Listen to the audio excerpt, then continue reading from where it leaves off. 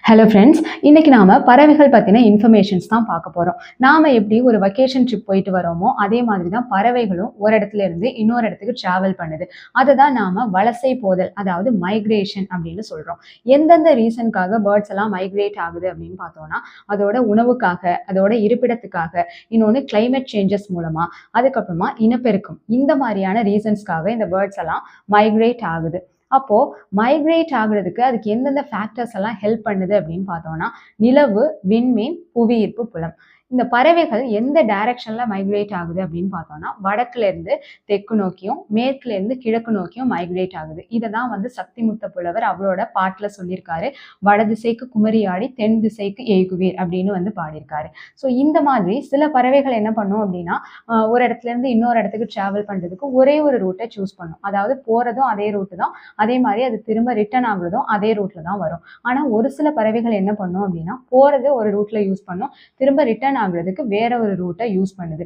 இந்த மாதிரி பறவைகள் வலசை போகும்போது அதோட உடம்புல என்ன மாதிரியான சேஞ்சஸ்லாம் வருது அப்படின்னு பார்த்தோம்னா, தலையில நல்லா அடர்த்தியா முடி வளர்ந்துருக்கும், நல்லா பெரிய பெரிய இறகுகள் வளர்ந்துருக்கும். ஒரு பறவை அப்படிங்கிறது வேறொரு பறவையா கன்வெர்ட் ஆகி திரும்பி வர அளவுக்கு அதோட உடம்புல சேஞ்சஸ் இருக்கு. இப்போ நம்ம தமிழ்நாட்டுக்கு யூரோப்லேருந்து பேர்ட்ஸ் எல்லாம் வந்திருக்கு அப்படிங்கிறத 1500 வருஷத்துக்கு முன்னாடி வாழ்ந்த சக்திமுத்த புலவர் அவரோட பாட்டில் சொல்லியிருக்காரு. நாராய் நாராய் செங்கால் நாராய் அப்படின்னு பாடியிருக்காரு. இப்போ சிட்டுக்குருவிகளை பற்றி நம்ம பார்க்குறோம் அப்படின்னா, இதில் ஆண் பெண் வேறுபாடை நம்ம ஈஸியாக ஃபைண்ட் அவுட் பண்ண முடியும். ஏன்னா ஆண் குருவிகளுக்கு பார்த்தோம் அப்படின்னா கழுத்து நல்லா ஒரு டார்க் பிளாக் கலரில் இருக்கும். அதே மாதிரி அதோட ஃபுல் பாடியுமே டார்க் ப்ரௌனிஷாக இருக்கும். இதே மாதிரி நம்ம பெண் பறவை எடுத்துக்கிட்டோம் அப்படின்னா அது ஒரு லைட் ப்ரௌனிஷ் கலர்ல தான் இருக்கும். இப்போ சிட்டுக்குருவி கூடு கட்சி வாழுற ஒரு பறவை இனம் தான். அது கூடு கட்டுற டைம்ல ஒரு சவுண்ட் போட்டுட்டே தான் அது கூடு கட்டும். இந்த சிட்டுக்குருவியோட சவுண்ட் கேட்கறதுக்கே நல்லா இருக்கும். அது மட்டும் இல்லாம அது 3ல இருந்து 6 முட்டைகள் வரைக்கும் இடும்.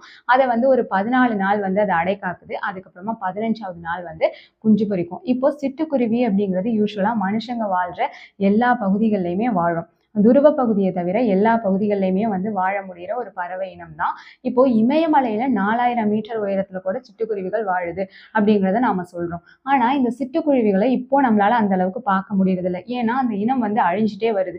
அதுக்கு ரீசன் என்ன அப்படின்னு பார்த்தோம்னா, சிட்டுக்குருவியோட மேஜரா அது என்ன சாப்பிடும் அப்படின்னு பார்த்தோம்னா, வயல்ல இருக்க அந்த புழு பூச்சி அதை தான் அது சாப்பிடுது. ஆனா நாம இப்ப என்ன பண்றோம், வயல்ல பூச்சிக்கொல்லி எல்லாம் யூஸ் பண்றதுனால அந்த புழு பூச்சிகளை அது சாப்பிடும்போது அது இறந்து போயிடுது. அதுக்கப்புறமா அது கூடு கட்டி வாழ்றது எங்க, மரத்துல தானே. ஆனா நாம இப்போ எல்லாமே பில்டிங் கன்ஸ்ட்ரக்ஷனுக்காக மரம் எல்லாத்தையுமே வெட்டிட்டு இருக்கோம். அதனால அதோட ஷெல்டர் அப்படிங்கிறது கம்ப்ளீட்டா இல்லாம போகுது. ஸோ ஒரு பறவைக்கு மேஜரா தேவைப்படுற உணவு, இருப்பிடம், இது ரெண்டுமே இல்லை அப்படிங்கிறதுனால இந்த இனமே அழிஞ்சிட்டு வருது. பாரதியார் ஒரு பாட்டுல சொல்லியிருக்காரு, காக்கை குருவி எங்கள் ஜாதி அப்படின்னு. அதுக்கு ஒரு இன்சிடென்ட்டையும் மென்ஷன் பண்ணியிருக்காங்க. அவங்க வீட்ல சாப்பிடுறதுக்கே அரிசி இல்ல. ரொம்ப கம்மியான அரிசி தான் இருக்கு. ஆனா அதையும் அவர் குருவிங்களுக்கு போட்டுட்டு அவங்க பட்னியா இருந்தாங்க அப்படிங்கிற ஒரு இன்ஃபர்மேஷன் இருக்கு. அதே மாதிரி தான் சலீம் அலி, டாக்டர் சலீம் அலி. இவரை பறவை மனிதர் அப்படின்னு சொல்லலாம். ஏன்னா இவர் சிட்டுக்குருவி பத்தி நிறைய ரிசர்ச் பண்ணியிருக்காரு. சிட்டுக்குருவிகளின் வீழ்ச்சி அப்படிங்கிற ஒரு புக்கையும் எழுதியிருக்காரு.